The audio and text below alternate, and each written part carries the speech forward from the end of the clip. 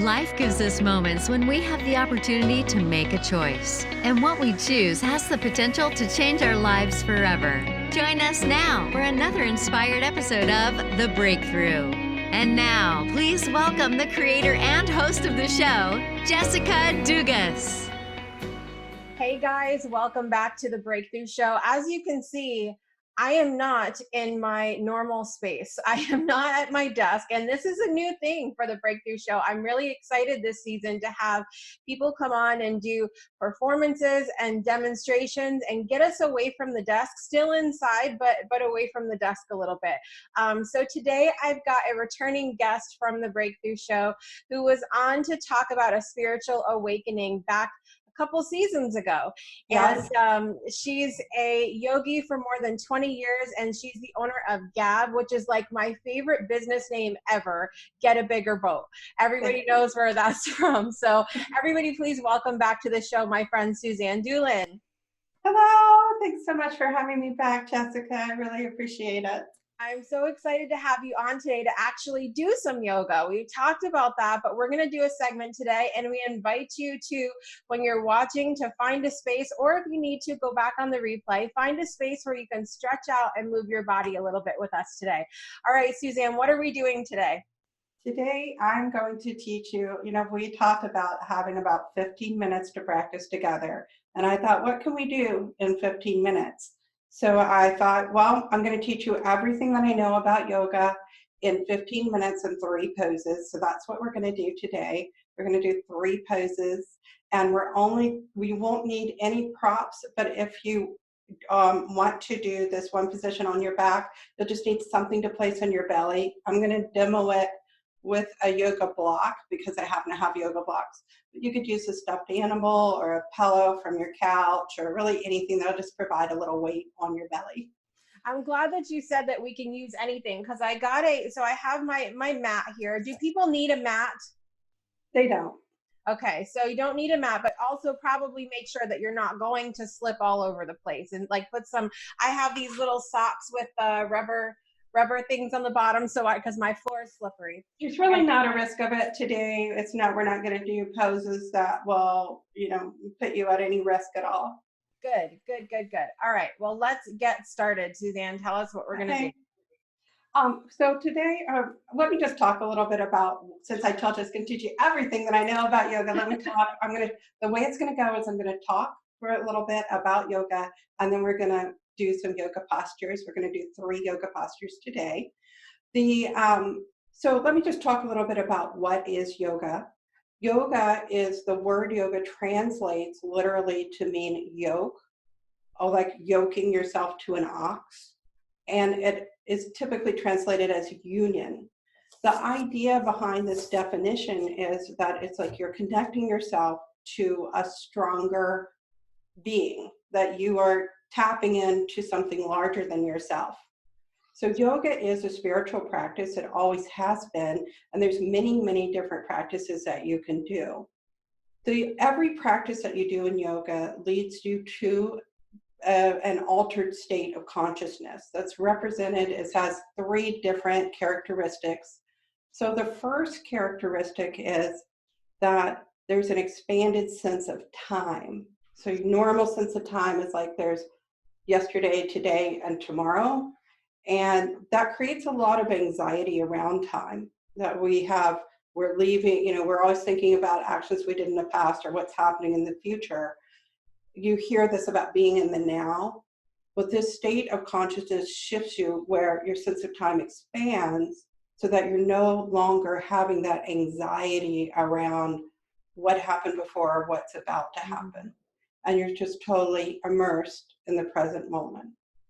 And each moment that comes just comes in turns. So you're still traveling. You're not just stuck in time like the Matrix or something, but there's a sense that things are just happening and you're in the flow.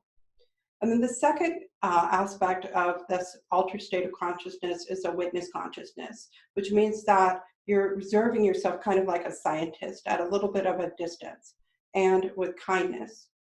The third aspect of this altered state of consciousness is the one that most directly relates to the definition of yoking, which is an expanded sense of self, a sense that you're tapping into a bigger sense of yourself.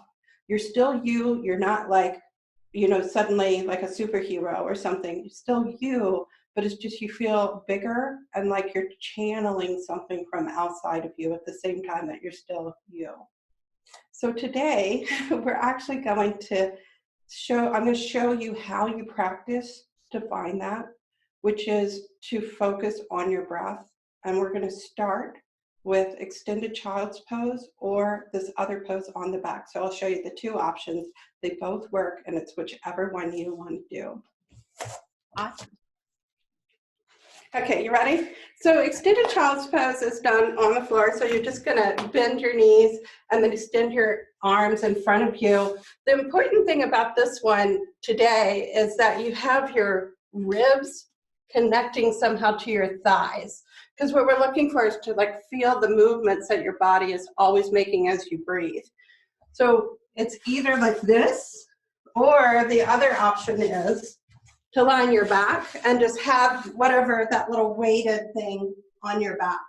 I'm going to do it this way because it'll be easier for me to talk, and you can observe my breath this way, but it's really up to you which way. So wherever you are on the floor, an extended child or on your back,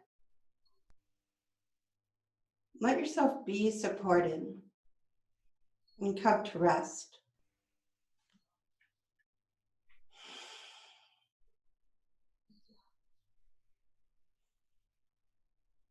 And your job is simply to observe the space where your ribs touch your thighs, if you're an extended child, or just to feel that little weight that's on your belly and pay attention to that space where your belly connects with that weight.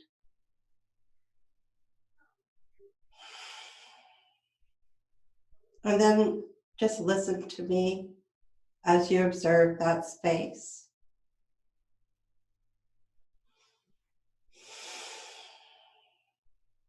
When you were a little embryo inside your mom, back before you developed lungs, you still took in oxygen and released the byproducts of respiration. You still breathed, even though you didn't have lungs. As a single-celled organism, as you took in oxygen, you lightly expanded. And then as you released the byproducts of respiration, you condensed. Your whole self lightly expanded as you brought in oxygen, lightly condensed as you release the byproducts of respiration. And this process of cellular respiration takes place in every single cell in your body. Your whole body lightly expands as you take in oxygen and lightly condenses as you release the byproducts of respiration. Your whole body, it's always happening. You're always breathing, and so you are always moving. Just take a moment and see if you can feel it in your cells. The movement of your ribs as they press against your thighs. The movement of your belly as it pushes against the weight.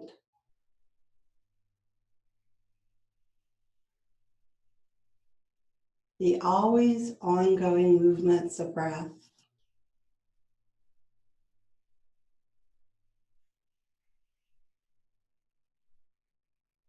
See if you can feel it in your skin cells.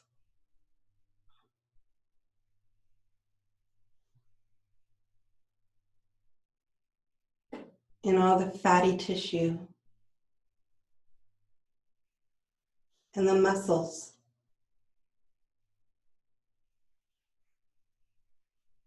the connective tissue,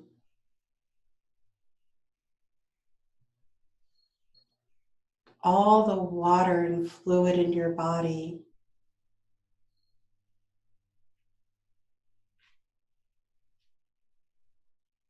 in your organs, even your brain.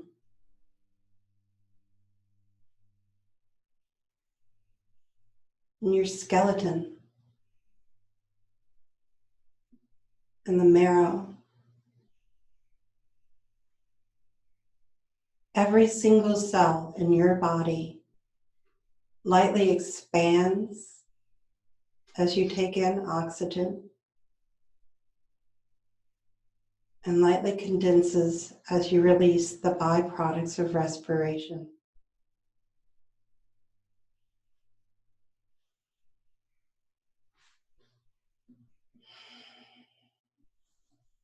Okay, and wherever you are, stretch a little bit out and slowly make your way up to standing.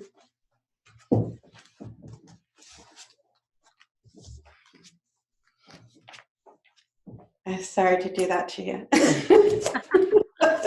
It's really relaxing. All right. So if you haven't done yoga before, then you're just going to do this all very mechanically. But I'm going to give you these other two postures in that one. You can practice just this, and this will take you to the most advanced places in yoga. So you just want to look down at your feet and make sure that your second toes are spread, are pointing straight ahead, and the other toes wide apart and heels back, and that your feet are somewhere beneath your hips. This practice we're doing today is rising sun breath, this posture. It's a breath mastery practice. And so we're just going to do it very mechanically at first. Hands in prayer position. And then you sweep them out to your sides and over your head, looking up at your hands as they join together, straight up over your head. And then they release back down to your prayer position again. So first your hands sweep out and overhead. And then they come back down. And we're going to do that one more time, very mechanically. Not getting into the groove yet. We're just learning the actions. And that's, if you've never really done a lot of yoga, this is how you start. Don't worry about trying to feel it. Just try to follow along as best you can. All right. So we talked about how you're always moving. You're always moving. Your body is always moving because you're always breathing. If you weren't moving, you'd be dead. If you've ever watched a TV show where there's somebody and they're like in the morgue and you're sitting there and you're like, they're totally alive because you can see that little, even that little movement of breath. And even though they're trying to keep it still, they can't because they're actually not dead. So if you were dead, you could be perfectly still, but we're always moving because we're alive. So now we're going to learn how to move with those breath movements. So remember how I said that you're expanding as you bring breath in, and you're condensing as you release the byproducts of respiration. Well, this breath mastery exercise is about learning to follow those natural movements. So now bring your hands into prayer. Bring them to your chest, close your eyes, and wait until you can feel your chest pushing against your thumbs. Wait until you find that always ongoing rhythm of breath. And when you begin to fill with oxygen, then sweep your hands out to your side and see if you can let your arms move at the exact pace that oxygen is entering your body. And then as your lungs fill all the way up to the top, reach up. And as you begin to release breath from your body, release your arms at the speed that you're releasing the byproducts of respiration. So as you're expanding with air, you're expanding your arms out and overhead. And as you're releasing the air from your body, you're releasing your arms back. So this is a breath mastery exercise. See if you can start to find the movement of breath and the movement of your arms filling at the same time. So I'm going to do a couple with a loud breath so you can hear.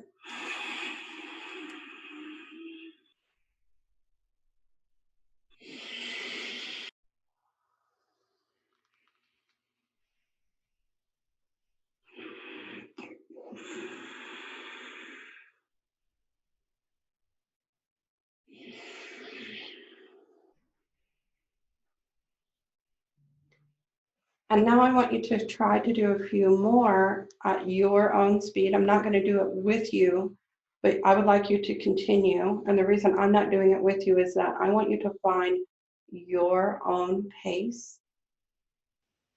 And if you're having a hard time finding those rhythms of breath, it's fine. It's an exploration. Sometimes you'll hit it and sometimes you won't. Exploring the rhythm of your breath through your arms.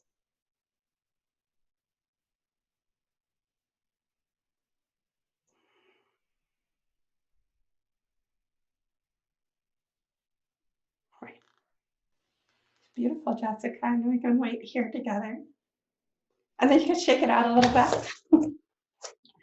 All right, so just to recap what we learned so far is that first of all, we learned that our bodies are always moving as we breathe, that we are expanding as we fill with oxygen and condensing as we release the byproducts of respiration. And we learned that the movements of yoga follow these movements we're always making. So we're always working with the natural, ongoing, always present movements of breath. So as you're expanding, you do big expansive movements like raising your arms over your head. And as you're condensing, you do these releasing movements. So now we're going to expand it a little bit into the half salute, which is like a halfway version of a sun salutation. I'm going to demo it first very mechanically because at first you can't do all these jazzy things with your breath. You just need to figure out what the heck we're doing. So we're going to do the sun salutation. Your feet come beneath your hips and your second toe straight ahead, other toes wide apart, hands in front of your heart. You can watch me if you want to first time through, or you can try to follow along if you're more experienced. So your hands are going to go out over your head. And then now we're going to bend the knees and come down to the floor in a forward bend. And it doesn't matter if your hands don't touch the floor, and it's okay to bend your knees. There's a complete breath here, and then your hands come back up, just like they did in the rising sun breath, and then your hands come back down.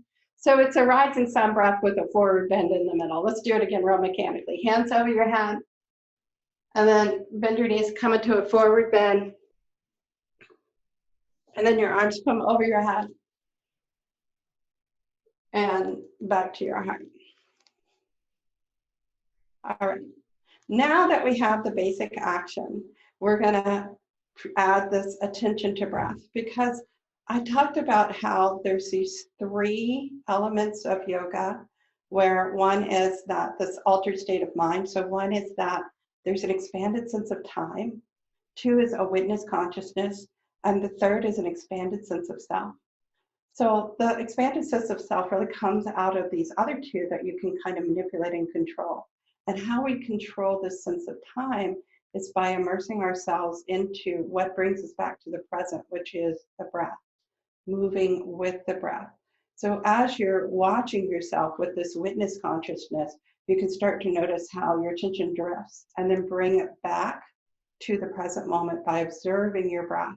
And as you match your movements to your breath, that helps you to observe, how am I connecting to my breath? How am I staying in the present?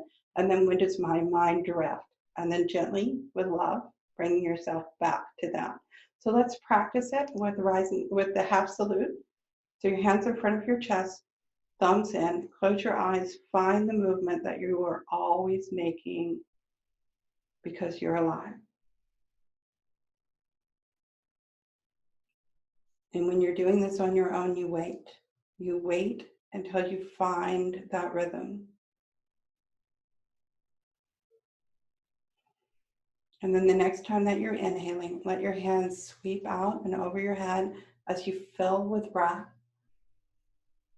Hands meet at the top of the breath, and then as you release breath from your body, bend your knees, release into the forward fold, and now you're remaining here for one complete breath. Ribs against your thighs. As you inhale, you sweep all the way up to standing with the arms overhead. And as you release the breath from your body, arms return back to your heart. As you fill with oxygen, your arms sweep out and over your head. As you release breath, bend your knees, come down to the floor. Observe a complete cycle of breath, and inhale and exhale. And your arms come over your head as you inhale. And as you release breath from your body, your arms return back to your heart. Just shake it out a little bit. Okay, we're going to do it one more time with feeling. So again, we're practicing these two steps. One is observing. Are we doing it well? How are we reacting to that? And the other is working in concert with our breath in order to help stay in the present moment. So hands in front of your heart. Wait until you find the always ongoing rhythm of breath in your body. And then you sweep your arms out over your head at the exact pace that you're filling with breath. And as you begin to release breath, release into the forward bend. There's a complete cycle of breath here. Just watch how your body is moving. And when you begin to inhale again, rise all the way up, stretch up, and then as you exhale, release your hands back to your heart. And see if you can just do one at your own speed. If this feels complicated, go back to the rising sun breath, which was easier.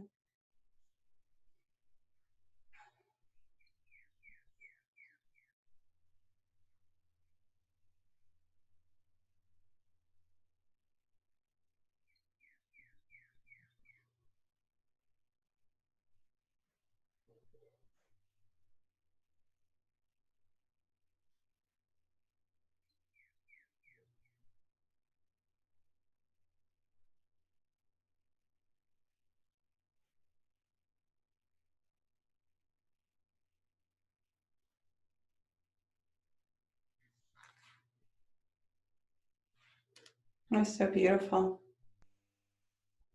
Thank you for sharing yoga practice with me today. You now know everything that I know about yoga. You can practice these 3 positions anytime that you like. And if you get great at them, then basically you have become a realized being. Thanks so much, Jessica. Thanks so much, Suzanne, for being here today and sharing that with us. And it's really hard to believe that we've learned 20 years of your practice. There you go. I condensed it all. I love it. I hope you'll come back and do some more with us another day. And thank you so much, Suzanne. I appreciate it. You're welcome. Thank you, Jessica. Namaste, everyone. Namaste. We'll be back just a minute for more of The Breakthrough Show. Hey, thanks for watching or listening to this episode of The Breakthrough Show. This spot you're listening to right here was made just for you. We are currently looking for sponsors and friends of the show, and it's super easy to ask for more information. Simply send an email saying more sponsor info to business@thebreakthroughshow.com or click the link in our show notes to send a message to our Facebook page. We can't wait to partner with you. And now back to The Breakthrough Show. Welcome back to The Breakthrough Show. My special guest today became an orphan at a young age, and through life experience from poverty to wealth, he has learned to turn his mistakes into a greater purpose for his life. He is on a mission to help others learn to stand up and speak up in their lives. He's also been a TEDx speaker and so many amazing things. Please welcome my new friend, Oleg Lougheed, to the show. Louheed. Louheed, I did it anyway. You see what happens? I talked myself out of it. Gosh. That's one of the things that I was actually just going to say never, because it happens. And, you know, it's just the thing that I think we acknowledge as part of this life is that we're not perfect. If there's nothing else I've learned through this show, it has been that I can have a plan and I know, and then it goes the complete opposite direction. Yeah. That's just how it works. And I think that's what this life is learning how to deal with the imperfections of everyday life. Yeah. And we never know what's going to happen. We never know how it's going to happen to us. And even this whole concept of having a plan, right? You and I, prior to this, we rehearsed it, we wrote it down, but then when it came to action, it came out something completely different. So it's just interesting to know and understand, and also just relate back to the time that we're experiencing now. And that is, for those that are listening, we are in very early stages of this coronavirus outbreak, and just understanding that that's something that we don't have control over. Mm. We don't know how it's going to spread. We don't know how long it's going to last. We don't know the impact that it's going to have beyond the impact that it already has. Right. But right. At the end of the day, I think the only thing that we can do is choose how we react to it.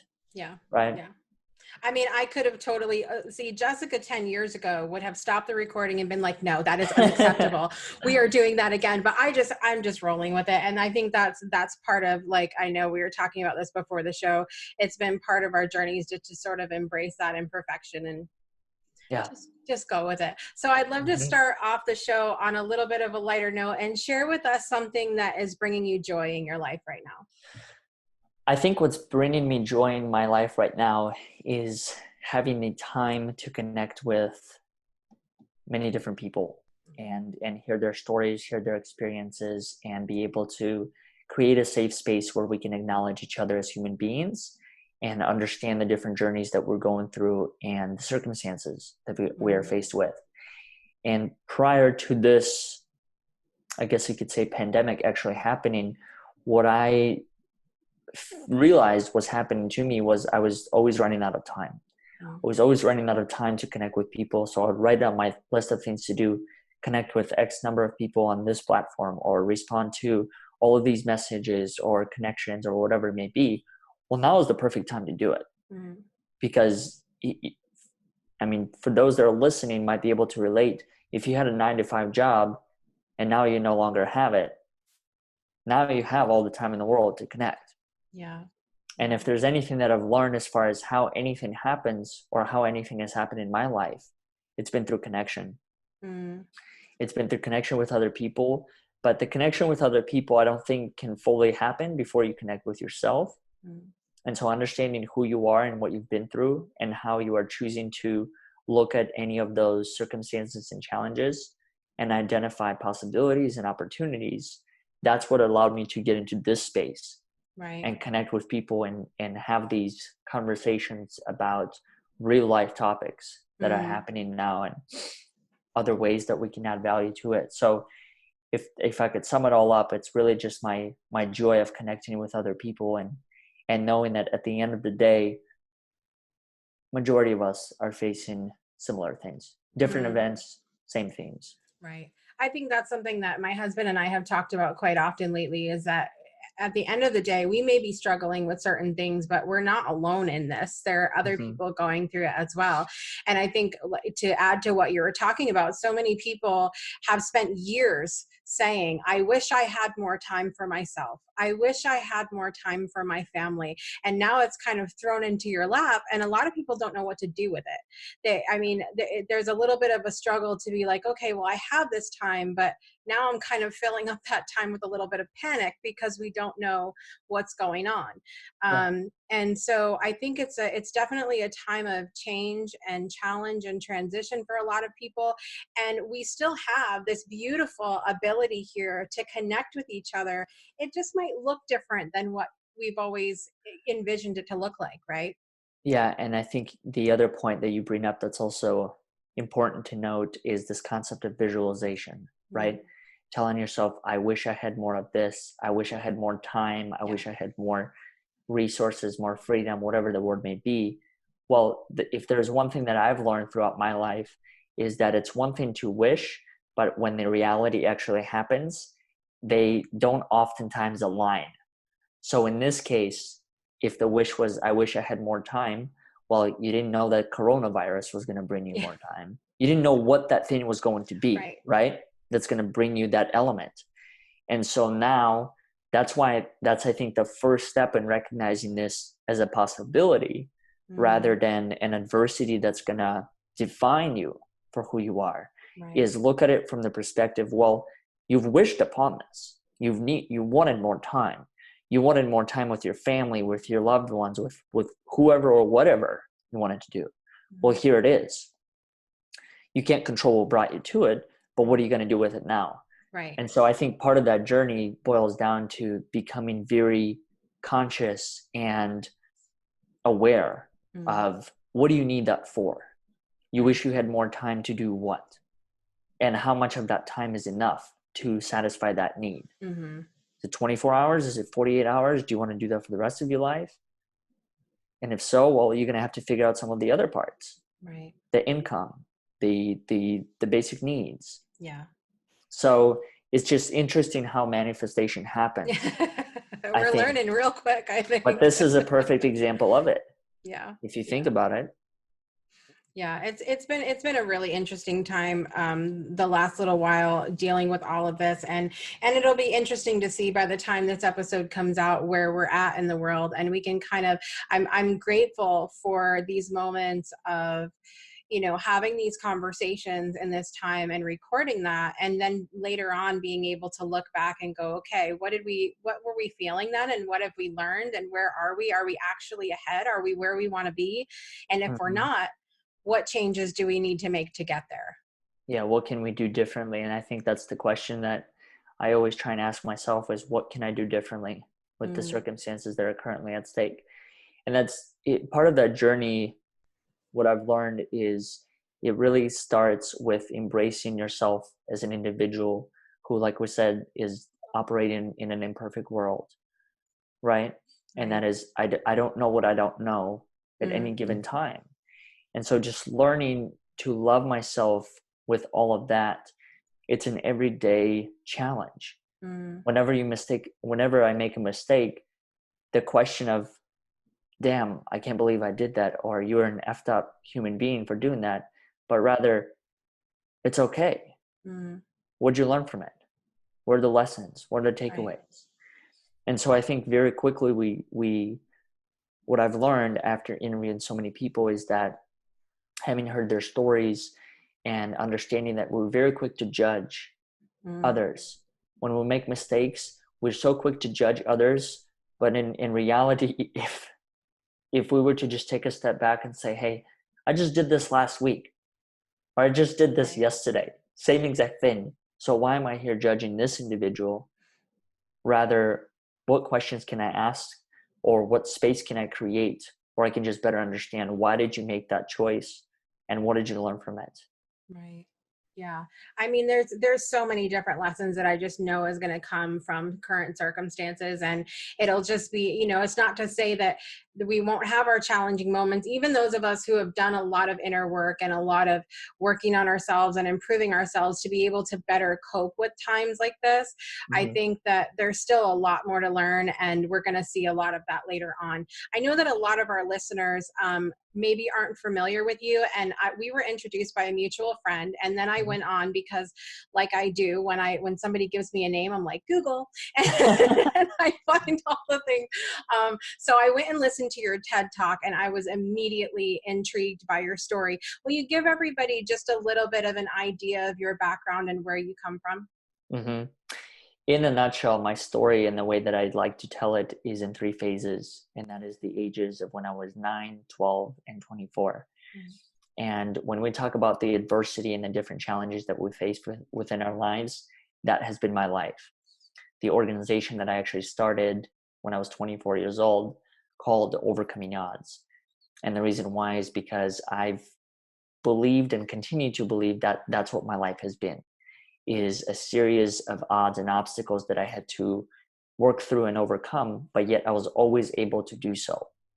Now, the shape and the form has always varied, or the way that I got through the thing, but the belief that I instilled within myself that I can do it has always remained the same. So the story in this journey begins in a relatively small town in Russia called Chubarkul, where I was born to a mother and a sister who was 18 and still is 18 years older than I was. There's still some mixed stories behind who my birth father was or what had happened to me, but the story there is he was not there during the time of my birth. And so from a very young age, I had faced a lot of traumatic circumstances and very difficult circumstances where I had to figure out moments, what my family was going to look like, where am I going to get food today, what am I going to sleep, who are the people that are going to help me get through the circumstances that I was in. But even though there were times where I used to look at it and kind of blame myself or had a negative approach to a lot of those things, I really began to look at it from a different view within the past 6 to 7 to 8 years. And that is help myself understand that those are the moments that define me. Those are the moments that define my thinking. And those are the moments that help me understand that I'm not defined by that past. The circumstances I was born into do not have to be my present, and they don't have to be my future. And I can make a choice, a conscious choice within that in choosing the life that I want to live. Yeah. So the very first stage of it all was 9. And that is when I actually chose to give up my parents' rights as a 9-year-old kid, due to everything that I had faced prior to that. And that is all those moments where I didn't have enough food. I was constantly in these situations where my mom was being abused. She was drinking a lot at the time. She was an alcoholic. And so I didn't really have a place of stability when it came to my family. And so that's where I decided to take a different path and create a different trajectory in my life and actually give up their rights. I went into an orphanage, ended up living there for 3 years, from 9 to 12. Had experienced probably everything that you can imagine an orphanage offers. But ultimately, once again, that place served as a place of opportunity. And the reason why is because there was a program that was put together where a lot of the orphans who were part of that were able to travel to the United States and perform in front of some of the local families who were looking to adopt kids from Russia. And that's what put me in front of what are now my parents. And so when I was 12, I was finally adopted by them, came into Ann Arbor, Michigan, spoke very little words of English, probably knew enough, not enough to carry a conversation, but enough to maybe start a conversation. Right. And that doesn't serve you well moving forward. It's not a two-way street at that point. Exactly. I say hi and then you say something else and I can't respond and boom, that's it. So it was a challenge. It was a challenge. There were many challenges that I had to work through in not only learning the language and understanding how to create these friendships, how to create a bond with my family, how to move forward with my life. Because here's the thing, when you are forced with learning all of these new elements, it's not like your life stops. Right.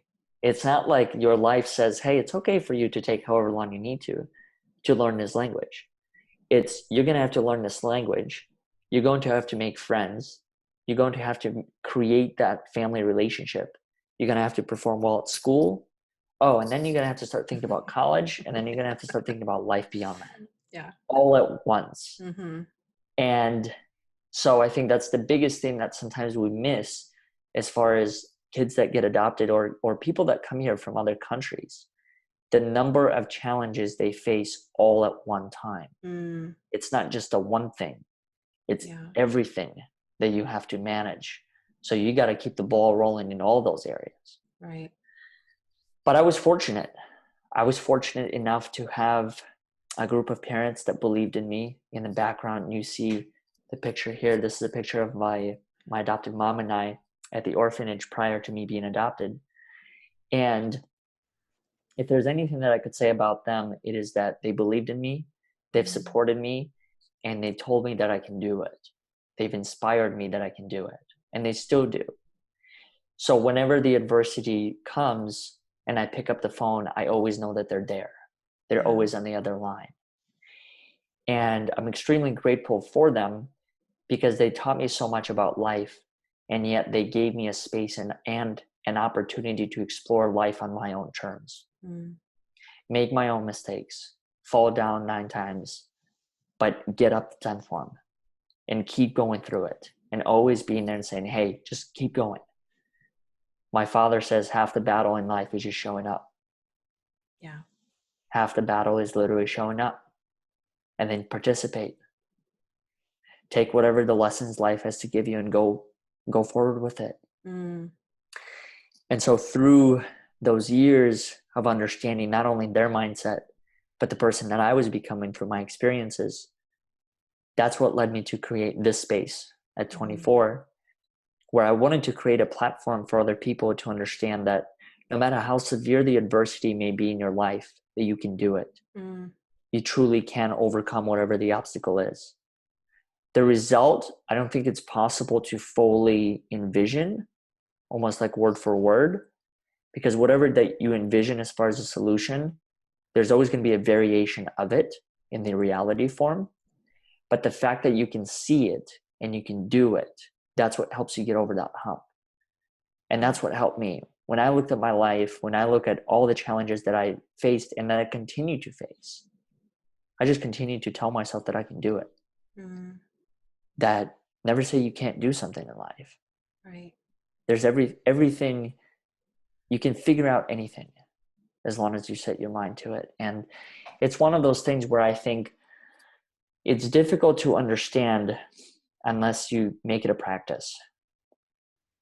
And that's one thing that I've learned recently, is that there's no such thing as common sense.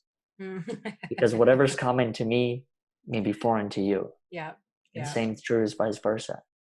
So the way that you perceive your world is completely different than the way that I perceive my world.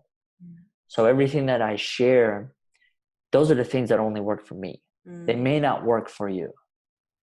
But what's important is to try. That's a really interesting concept with the common sense. I don't think a lot of people think that. I think we see we maybe make a comment about somebody doing something which in our mind is absolutely ridiculous, and we couldn't see why they are doing that, and we go, I wish that person would just have some common sense. Well, now I'm just going to switch that, and I'm going to say, I wish they had some of my common sense, which might not be theirs. It might not be theirs and how they were taught. But it's really interesting to look at it that way. And I also love what you're talking about your dad teaching you as well, about half the battle being to show up, because I think that's such a huge part of being successful in your life, because a lot of people don't show up. And one of the things that I love to ask my guests on this show is that there's a lot of people who have been through adversity, like we talk about often on this show, of people hitting complete rock bottom and being knocked down and knocked down and knocked down. What is the difference between you and someone who gets knocked down and doesn't get back up? You just keep going. It's as simple as that. Just keep going. Trust me, I face adversity like that every day. When you step into a field and your whole playing field becomes unknown, you have no other option but to keep going. So I'll pick up the phone, and anyone that truly knows me, they'll be able to relate to it. I'll pick up the phone and I call one of my friends and I say, hey, this is what's happening, but I know that I'm going to get through it. And one of my friends, she says this to me every single time. She says that the biggest difference between someone who created something and someone who didn't is they just kept going. They just kept pushing. They kept finding the way. Here's the thing when it comes to showing up. There's no criteria, okay? I don't have to be in a business suit right now in order for you to acknowledge the fact that I'm showing up in this conversation. Showing up literally means you coming in as whoever you are with whatever you know.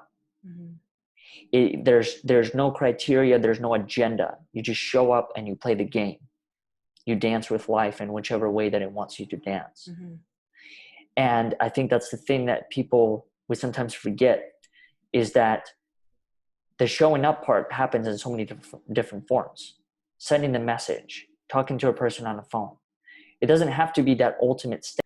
And when you think about it this way, for those that are in the field of public speaking, and I'm going to try not to jump from one topic to another as much. That's okay. We do that here. This is a perfect story that I could think of as far as the showing up part.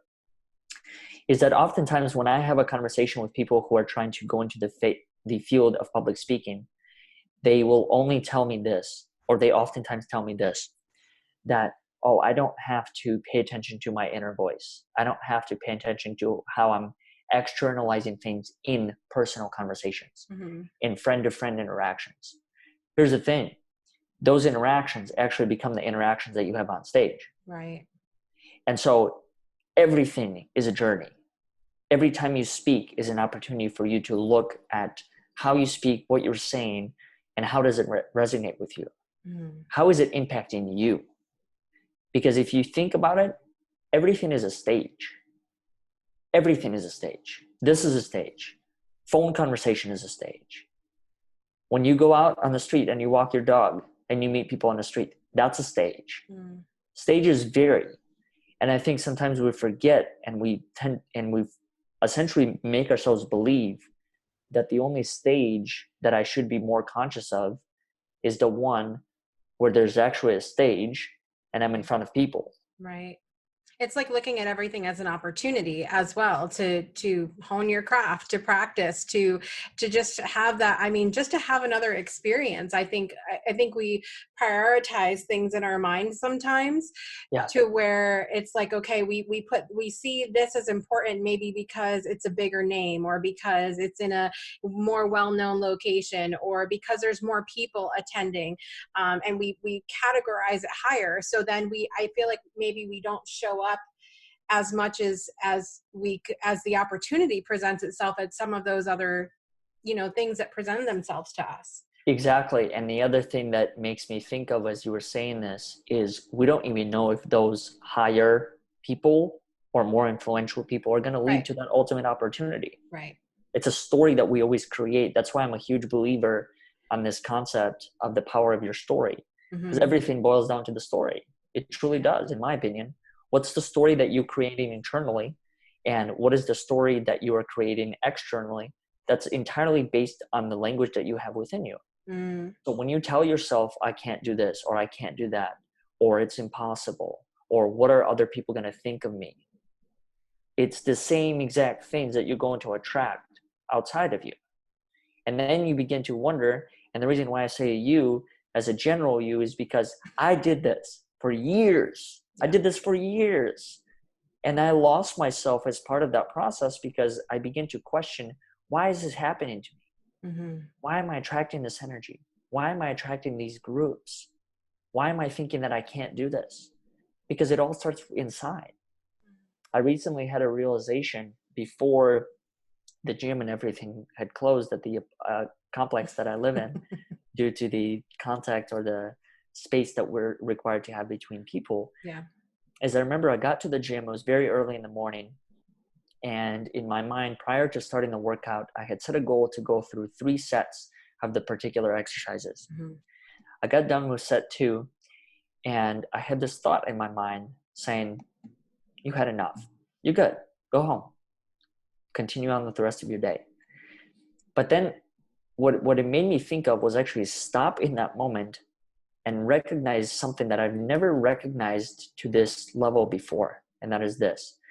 The reason why all the years prior, when I looked at my to-do list, and the reason why I haven't been able to accomplish all of those things is because I gave myself that permission that it's okay to only finish 5 out of 10. It's okay to push yourself to tomorrow. Well, here's the thing, that tomorrow, it's a never-ending concept, because tomorrow literally becomes tomorrow, and then it becomes the week after, right? And then it becomes 5 years down the road, and then we actually never do it. Right. And the gym moment made me realize this. And I remember telling myself that I'm going to do this 3rd set. Even if I don't do it with the same intensity, just due to the fact that I'm already exhausted, I'm still going to do it. And that's what helped me realize that when we talk about this concept of what makes certain people keep going, what makes them continue on through the adversity or whatever it is, I think it's your ability to not quit on yourself. I think it's your ability to tell yourself that, hey, I'm just going to do it. And here's the thing. There's no standard to it. There's no criteria. When I was doing that third set, there was not a checklist that said, if I didn't do this, I failed. There was not like the third set police that were like, you have to do it this way. Exactly. You got to do it at this intensity. You have to do this many number of sets. You just do it. You do it because you want to do it. And that's the thing is sometimes I think I forget that too when it comes to anything. When it comes to starting a business, I remember the numerous times I caught myself in this position where I would think that before I start a business, I need to invest $5,000 into a website. But who's to say that that's the quality of the website that you're meant to have? Right. You determine that. Yeah. So why can't you build the whole thing yourself with Wix? And who cares about how it starts off when it first looks? Right.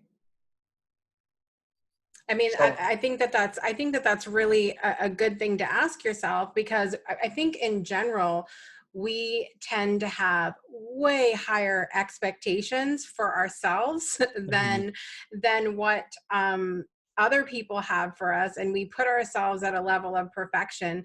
Some of us do. I'm talking to myself right now, and it's hard to. It can be hard to get out of that space of saying, "Oh yeah, I set the rules and this is at my pace." And it's something that I've really had to learn for myself over the last 5 or 6 years or so, because so many people, when you start out in business for yourself, want to tell you this is the way it has to be done in order for you to be successful. And there's something to be said for general practices, but as far as whether something's absolutely 100% going to work for you, just because it worked for them that way doesn't mean that that's how it's going to work best for you. Yeah. And the steps that you're going to have to take during that journey. And one other thing that I would like to emphasize during this part is the steps that you're going to have to take during your moments of survival of your business may be different compared to other people. So there's no standard there. You create that standard, right? You tell yourself of what's acceptable. And I think the only way to learn that, in my opinion, is through experience. So I'll tell you this, when I started to build this particular organization, there were times when I looked at my fridge and all I had was half a gallon of milk and a carton of eggs. There were times where I had to reach out to other people and ask them for assistance or help or whatever it may have been. And it's like, there's no criteria to saying, don't do this, but do that. Because there's no blueprint to business. There's no blueprint to growth. Right. Everyone's growth, everyone's business, everyone's vision is going to require a different set of steps. Because let's face it, you're not me and I'm not you. So you may feel perfectly comfortable picking up the phone, but I may not. Right. But does that make me wrong? No. It just is. That's just a quality. That's just a trait of mine. Right. That's just how I operate. I may feel comfortable sending an email, but you may not. And so I think oftentimes it really just boils down to just understand who you are, understand your own possibility, understand your own potential, and then just build from it. Just learn to really just accept yourself for who you are as an individual right now and wherever you are along that journey, because no one else gets to tell you that. Right. Right. And then what I've learned beyond that is there's really no point of living a life based on someone else's opinion of your reality. Some of us have really been, that's like a life lesson, trying to get there to where we can create those boundaries of saying, you can value someone else's opinion without internalizing it and making it what you have to do with your life. Yeah. I mean, let's face it, opinions are free. Most opinions, right? And so everybody's got them. And everyone's got them. So why should you take that to heart? And why should you put that into a plan? Yeah. Without evaluating it and taking it with a grain of salt? Because everyone's going to give you a different opinion. And it's the same exact thing how you and I can look at this notebook and have two different perspectives. But it doesn't make yours right and it doesn't make mine wrong. Right. It's just how I see the world and what I choose to look at ultimately. Do you think that a lot of people in general are really stuck in that idea of there being right or wrong, good and bad, and this is like black and white, really? Do you think that a lot of people are stuck in that place? In my opinion, I would say yes. Mhm. And it took me a while to understand that the world is gray. Mm. Yeah. It's not black and white. I don't think any circumstance is black and white, to be honest with you. Mm. Because, and the reason why I believe that is because there's a story within a story, always. The story that you may be telling me now may not be the ultimate story about what the situation you're going through. And the reason why is because you haven't developed the language around that situation. Mm-hmm. You haven't developed the confidence, you haven't developed the courage, whatever it may be. And so I think we try and understand it from a black and white, rather life is complex. I mean, okay, let's face it. If everything was black and white, why is it that we can't answer what is life? Yeah. It's just not that easy.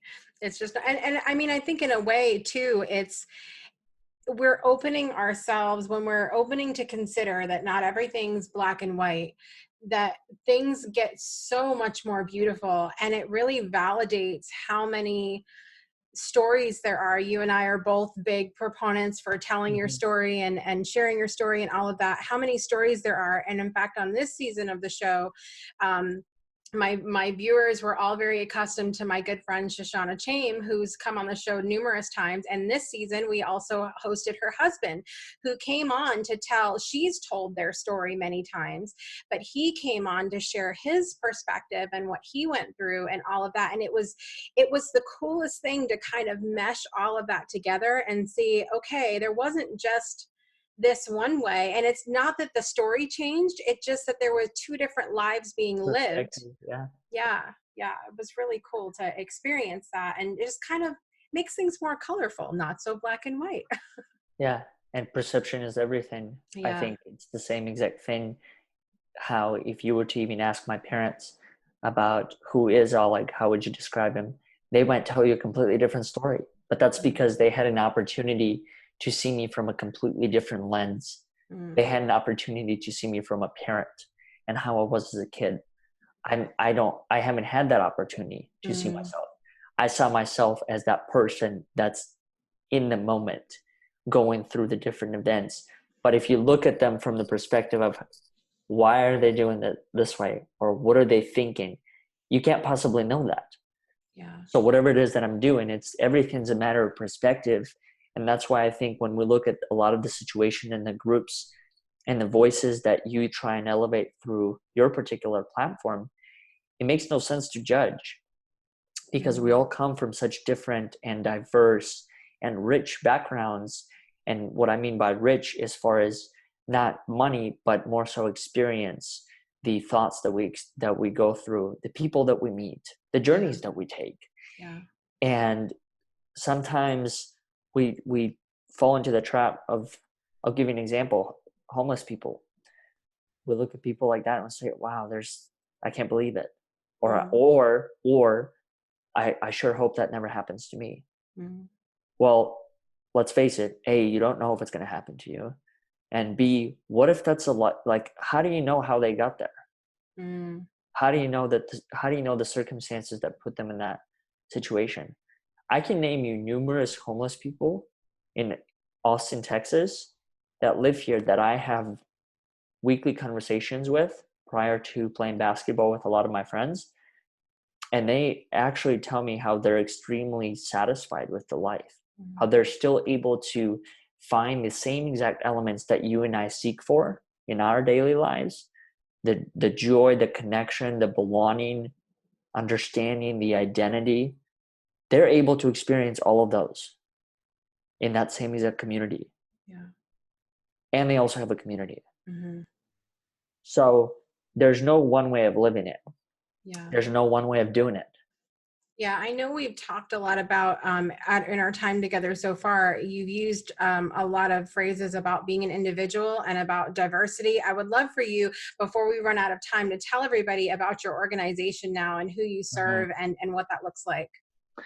I appreciate you asking that question. And the organization, as I mentioned, I think at the very beginning of it all, it's called Overcoming Odds.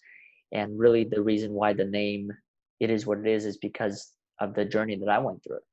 And I still go through, and I believe that we all have odds to overcome. We all have obstacles to overcome and challenges. And so really the name of the game becomes, how do you work through them? How do you continue to create those messages of optimism, resilience, and hope that you can do it? And I think the best way, what I've learned to create a safe space like that, or an opportunity for those messages to exist, is to travel through other people's journeys, to put yourself in the shoes of others and help yourself understand that, hey, I may not have been there at the same exact moment or same exact event, but I can relate. I can go through the themes that I went through when I experienced X, Y, and Z. And that's really what I wanted to create. And initially it started off as a platform for adoptees and foster youth to be able to share their experiences and really embrace their journeys. But since what it's become is really just people of all walks of life coming in and being able to relate around these concepts of hardships, around the small victories that we all have during our days, and also understanding that we're not alone throughout this journey. And I think that's the most important part that I want to tell people, is that you truly are never alone. If you think about it, and if you actually try and Google whatever it is that you're going through, you're going to find at least one other person that has gone through a similar event. Not the same exact circumstance, because I don't think that's possible. But as far as the theme and the principles that are applying to it, it's similar. When we talk about poverty, homelessness, bankruptcy, divorce, fatherless, whatever the topic may be, there's so many other people that have gone through it. And so when I made that choice and I had that realization of creating this space, that's what kind of made sense to me, is that there's no point of going through life alone.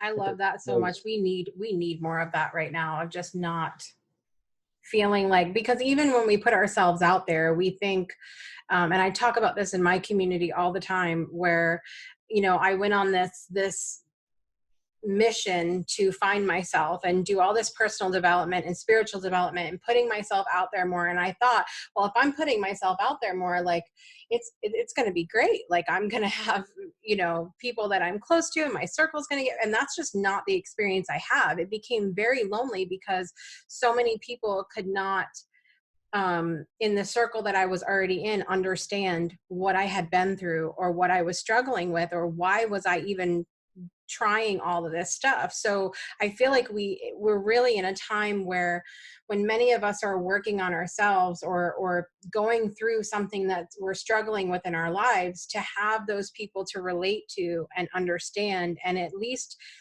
hear us when we say what we're going through, is just so necessary right now. Yeah. And the other thing that I'd like to point out about what you just said is, when you pursue a mission such as the one that you're doing, when you're creating a space and a community for other people, I think there's a common misconception, and that is those that chose to start that work have somehow figured out this whole journey of life. And that's just not a thing. All it means is that you have found the courage to take the first step in creating that, or that's what you were seeking, a community of other people, like-minded individuals. And what better way to find that group than to actively put yourself in the driver's seat of attracting people like that.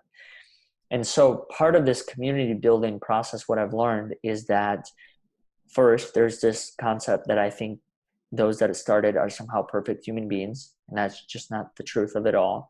We're still going through challenges. We're still relying on the same exact resources that a lot of other people are.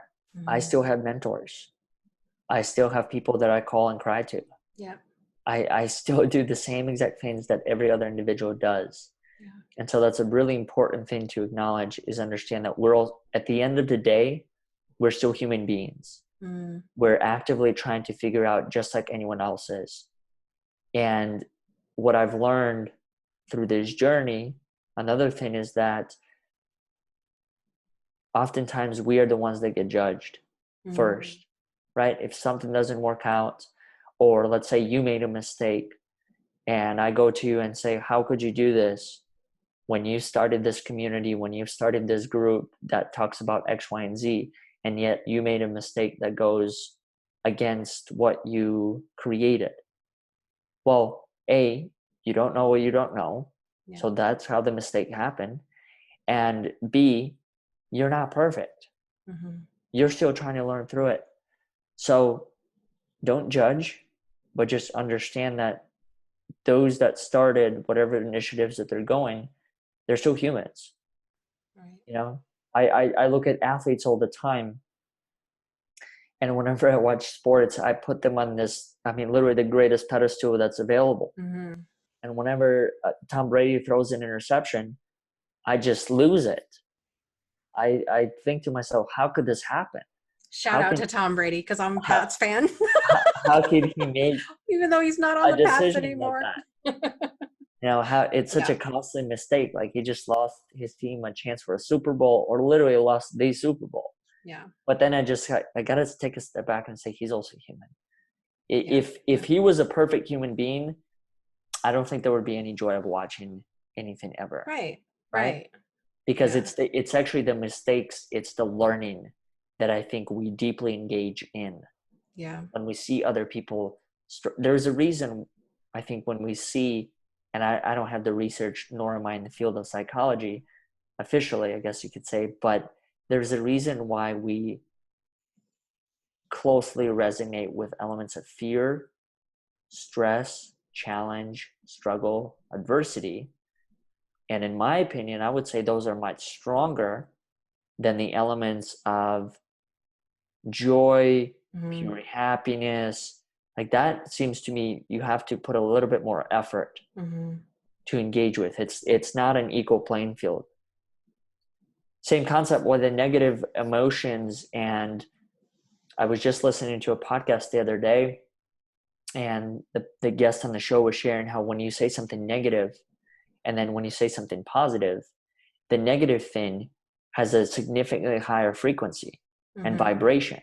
So you actually have to almost say 3 or 4 positive things to equal it out, to level it out completely. And that's just the interesting part about life, is that whatever it is that you say, and especially during a time like this, and let's hope that by the time this gets released, that we get through the adversity that we're in right now. But if not, what do we learn from it? Right. Yeah. How is this changing us? How is this making us better people ultimately? Yeah. I think like we said all along, that there will be many things that we'll learn from this. And if we look back on this time and say, this didn't turn out the way that I wanted it to, or envisioned it, or in the way that maybe is the way I wanted it to go, then we have to say, what can we change moving forward? And I think that's going to be where you see the people are successful are the ones that choose to keep going, and that choose to take what they've learned and make the shifts necessary and move forward. I'm so thankful for the time that you spent with me today, and sharing a little bit about your story and about your organization, and just having this conversation with you in general, because I just have a feeling that it's we're the type of people, we'll sit here and it'll be 5 hours later and you'll be like, what are we doing? What's happening here? But I just want to say thank you. And this is something that I've really been adamant about on this season, for those people like you who are really being vulnerable. And it's not, people don't realize how it is to come out and tell your story, that maybe not always the easiest to tell, and to admit your mistakes and to make the world a better place through sharing your story. I just thank you so much for that. And thank you so much for the work that you're doing in the world, because we definitely need more of that right now. I appreciate it. No, I appreciate you creating the space and an opportunity for me to be me and share my story. And I hope that anyone that's listening and is wanting to connect, learn more, or just ask questions or be there, whatever it is, that I'm open to whatever the connections may come from it. Absolutely. Thank you so much for being here with me today. All right, guys, we are going to be back in just a minute with more of the Breakthrough Show, but you can be sure to click out all of his links in the show notes and connect with Oleg Louheed, I got it right, to end the show. And if you want more information about him, we'll be back in just a minute with more of the Breakthrough Show. We hope you've been enjoying the Breakthrough Show. If you're someone who is an inspirational entertainer or has an incredible story of breakthrough, we want to hear from you and maybe even have you on the show.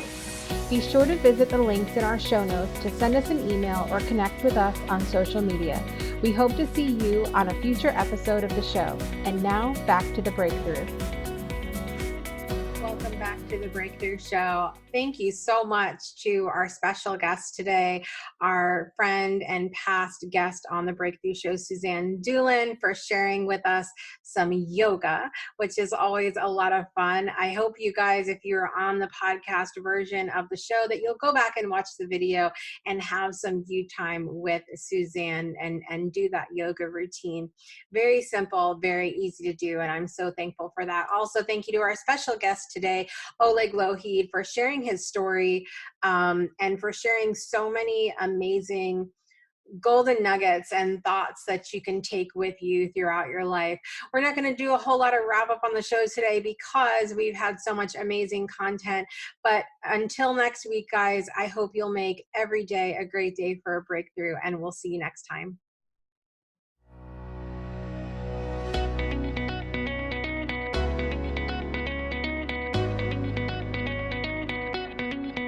Thanks for tuning in to another episode of The Breakthrough. Please visit our website at www.thebreakthroughshow.com. And be sure to join our After the Breakthrough community powered by Patreon. We look forward to seeing you next week. Same time, same place for another inspiring episode.